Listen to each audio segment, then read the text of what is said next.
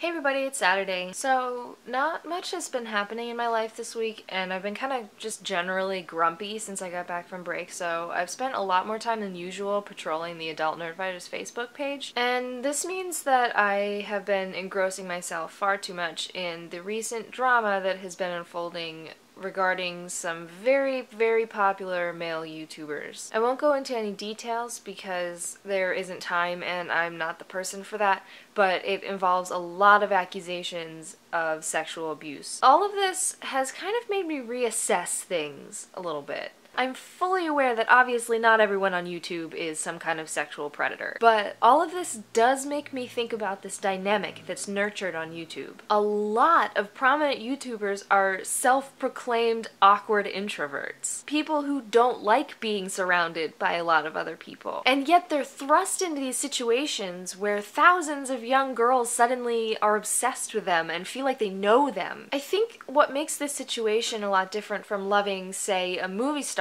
or a mainstream musician is that it's so much easier to forget that we don't know these people on YouTube. They're coming to us on our computer screens from their bedrooms, and they're talking about all these things that we relate to. And because of that, it's really easy to forget sometimes that they have lives outside of the little rectangular box on our internet browser. And if you combine this weird, extreme fandom from young girls with people who already are not great at handling social situations, you end up with a really dangerous concoction that is just waiting to go wrong. Don't get me wrong, I am not justifying anything that has happened. But now that it has happened, I honestly can't say I'm surprised. While YouTube can be and is a wonderful thing in many, many respects, there's a lot of room for things to go wrong without the relative structure and guidance of an actual industry. Something this has really made me question is this.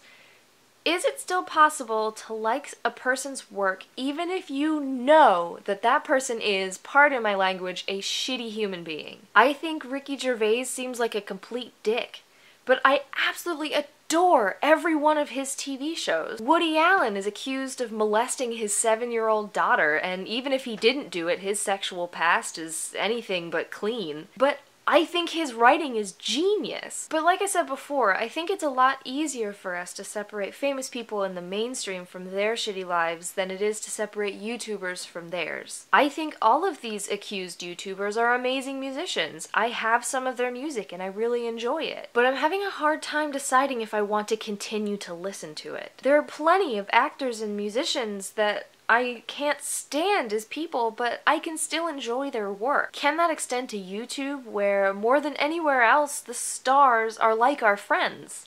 I don't know. I haven't decided. This seems to have been taken very, very personally by the Nerdfighter community, and I can understand why, because the accused people were not upholding the DFTBA attitude, but I can't help but question the way that this has been handled by fans and now ex-fans. We were never friends with the accused, and it's not helping anything to pretend that we were. Either way, I give a huge amount of credit to the girls who shared their stories. I hope to everything that it doesn't happen again, but I have to be honest, I'm not going to be surprised if it does. I don't know. I'm just a little bit disillusioned with the idea of YouTube right now. Don't take this to mean that I'm leaving or anything, but you know, I have been kind of rethinking my approach to how I think about YouTube. Also, I'm dog sitting right now, which is why it looks like this. I will see you next week, and now more than ever, don't forget to be awesome.